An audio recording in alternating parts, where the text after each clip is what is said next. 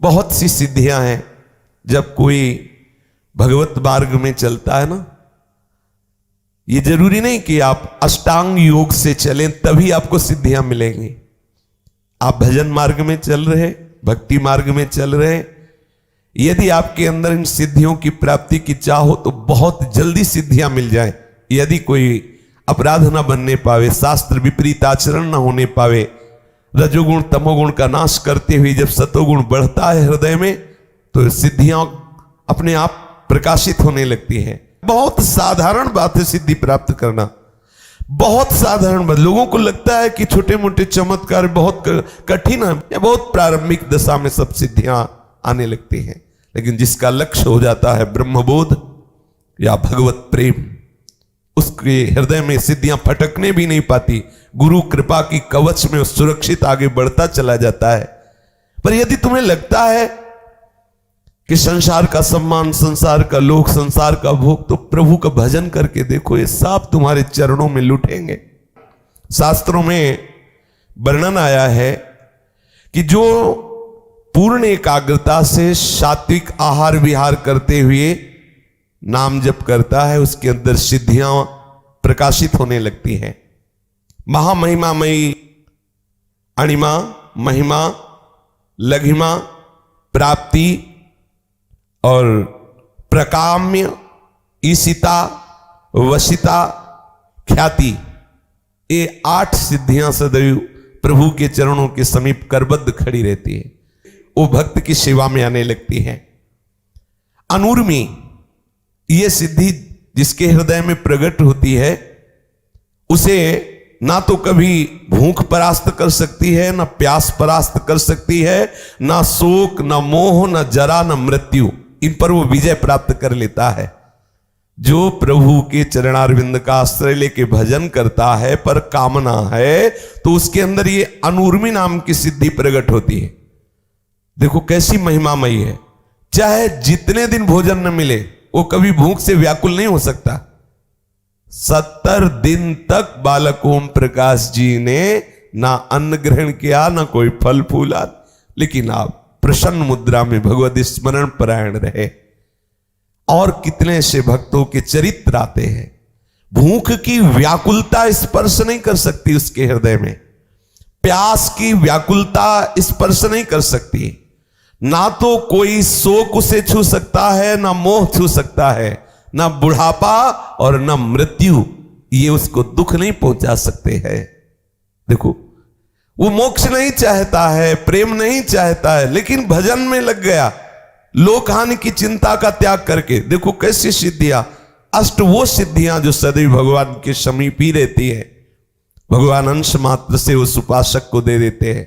और ये महामहिमामयी अनूर्मी नाम की सिद्धि प्रकट होती है। फिर दूसरी सिद्धि दूर श्रवणादि, वो लाखों कोस दूर की बात सुन लेगा। अगर सुनना चाहे, अमेरिका में इस समय वो अमुक है, वो क्या बात कर रहा है, यहां से सुनाई देगा। बैठे बैठे बैठा यहां है और एक एक बात उसकी सुनाई दे रही। ये सिद्धि कहीं से किसी की भी बात वो सुन सकता है कि आप क्या बात कर रहे हैं। जिधर वो ध्यान देगा उधर पूरी बात उसे सुनाई देगी। जैसे हम आपसे बात कर रहे हैं, ऐसे उसको सुनाई देगा। वो जहां की बात, लोक लोकांतर की, जहां की सुनना चाहेगा उसे दूर श्रवणादि, ये सिद्धि प्राप्त होने पर कहीं कुछ भी सुन सकता है, किसी की भी बात सुन सकता है। फिर दूरदर्शन आदि, यहां से बैठे बैठे वो देख सकता है ब्रह्मलोक में क्या हो रहा है, यहां से बैठे बैठे देख सकता है कलकत्ता में क्या हो रहा है, अमुक जगह क्या हो रहा है, देख सकता है, बैठे बैठे देख सकता है।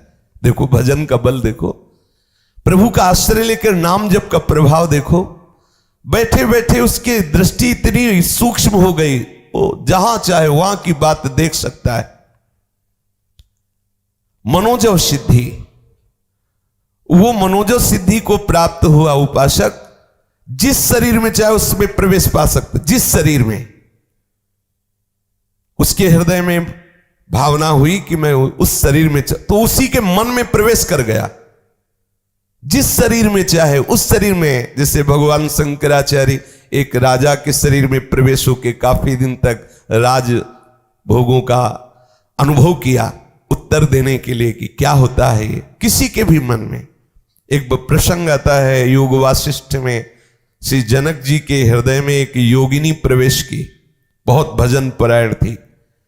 जनक जी भी पहुंचे हुए महापुरुष, जीवन मुक्त महापुरुष, उन्होंने कहा कि तू मेरे हृदय में कैसे आ गई। यद्यपि बाहर भी सिंहासन में बैठी थी और अंदर उनके हृदय में बैठ गई जाके। स्त्री शरीर, भजन परायण और सिद्धियों को प्राप्त किए हुए। तो उसने कहा हम एकांत सेवी तपस्वी जन हैं, जहां एकांत होता है वो हमारा आसन होता है, तुम्हारा हृदय एकांत इसलिए मैं आके बैठ गई। ये देखो जनक जी के हृदय में जाके बैठ, ये मनोजो सिद्धि। मनोवेग से जहां जाना चाहे वहां पहुंच जाए, जहां जाना चाहे, किसी के हृदय में जाना चाहे, दूर देश में संकल्प किया तत्काल पहुंच गया। मन जैसे अपना मन में सोचा तो जहां सोचा वहीं शरीर पहुंच गया। लो, न टिकट की जरूरत है न पास करवाने की जरूरत, जहां जहां जाना चाहे लोक लोकांतरों में। ये भजन का प्रभाव। मनोजो सिद्धि को प्राप्त चित्रलेखा जी ने पलंग सहित अनिरुद्ध जी को उठा लिया और ला करके बाणासुर के महल में विराजमान किया और कहा सखी यही थे ला, बोले यही थे। ऐसा देखो कितनी बड़ी सिद्धि भगवान के चतुर्व्यूह अवतार में, जैसे राम लक्ष्मण भरत शत्रुघ्न, ऐसे ही वासुदेव संकर्षण प्रद्युम्न और अनिरुद्ध। ऐसी महामयी मनोजो सिद्धि को उपासक प्राप्त कर लेता है। काम रूपी सिद्धि, वो जो रूप चाहे वो धारण कर सकता है, जो रूप चाहे, जैसा रूप चाहे वैसा वो रूप धारण कर सकता है इस काम रूपी सिद्धि की प्राप्ति होने पर। काय प्रवेश, वो भले शरीर छोड़ा हुआ कोई शरीर है उसमें प्रेम, अर्थात मुर्दे शरीर में प्रवेश कर जाना या जीवित शरीर में प्रवेश कर जाना, ये काय प्रवेश की सिद्धि प्राप्त हो जाती है। जो सात्विक भाव से स्वच्छंद मरण, जब चाहे तब शरीर छोड़े, ना चाहे तो ना छोड़े, ये कोई भगवत प्राप्ति वाली बात नहीं है। चांगदेव नाम का एक महात्मा 1400 वर्ष का, ये कोई सतयुग त्रेता की बात नहीं, महाराष्ट्र में श्री ज्ञानदेव जी महाराज के दर्शन करने में आया, सिंह पे बैठ के सांप की चाबुक लेकर के। ऐसा तो इसका तात्पर्य है कि इस स्वच्छंद मरण सिद्धि को प्राप्त है, लेकिन ना तो उसके अंदर विशुद्ध बोध है ना भगवत प्रेम है। श्री ज्ञानदेव जी के आगे उसका धूल दूसरित हो गया है सब अहंकार सिद्धियों का। और देखो भजन का प्रभाव देखो, चबूतरे में बैठे थे श्री ज्ञानदेव जी महाराज, तो पता चला कि योगी मिलने आ रहा है, तो चबूतरे से कहा हाँ चलो, तो चबूतरा चल दिया। और उसके होश उड़ गए कि मैं तो चैतन्य शेर को अपने वश में करके ला रहा हूं, सांप की चाबू, ये तो जड़ चबूतरा चल दिया। भजन का प्रभाव। फिर है देव क्रीड़ानुदर्शनों, ये सिद्धि जिसके हृदय में प्रकट होती, तो जैसे अपने लोग टेलीविजन देखते हैं ना, ऐसे वो जिस लोक के वो खेल देखना चाहे, क्रीड़ा के विविध प्रकार के, विलासता के, वो सब देख सकता है। गंधर्व लोक में कैसी क्रीड़ा हो रही, देवलोक में कैसी क्रीड़ा हो रही, ये सब यथा संकल्प संसिद्धि, जैसा संकल्प करे ठीक वैसे ही कार्य होगा। ये सिद्धि प्राप्त होने पर जैसा संकल्प करेगा वैसे ही सामने परिवर्तन हो जाएगा। चाहे वो जड़ वस्तु हो चाहे चैतन्य वस्तु हो, उसके संकल्प के अनुसार चलना होगा। यह सिद्धि प्राप्त हो जाती है। अप्रतिहत गति, उसकी आज्ञा को कोई उल्लंघन नहीं कर सकता जिसके अंदर सिद्धि। जो आज्ञा करेगा उसका पालन ही करना पड़ेगा, बलात् करना पड़ेगा, उसकी गति को कोई रोक नहीं सकता।